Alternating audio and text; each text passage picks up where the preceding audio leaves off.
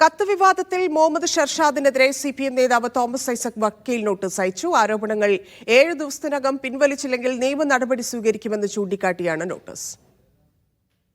സെയ്സിംഗിൽ ആദ്യം ചേരുന്നു. സെയ്ഫ് MV ഗോവിന്ദനും പിന്നാലെ ഇപ്പോൾ തോമസ് ഐസക്കും നോട്ടീസ് അയച്ചിരിക്കുകയാണ്. എന്തൊക്കെയാണ് നോട്ടീസിലെ ആവശ്യങ്ങൾ? വിവരങ്ങൾ PBക്ക് കൊടുത്തു.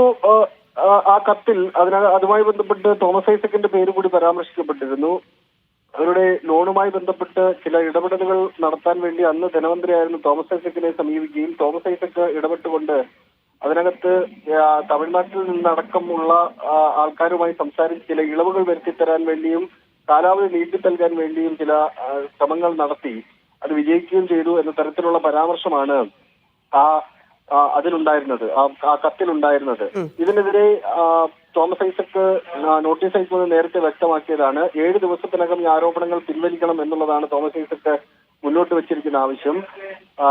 അല്ലെങ്കിൽ സിവിലായും ക്രിമിനലായും നിയമ നടപടി സ്വീകരിക്കും. 1 കോടി രൂപ അല്ലെങ്കിൽ നൽകേണ്ടി വരും എന്നുള്ളതാണ് നോട്ടീസിൽ പറയുന്ന പ്രധാനപ്പെട്ട കാര്യം തന്നെയാണ്. ശരി.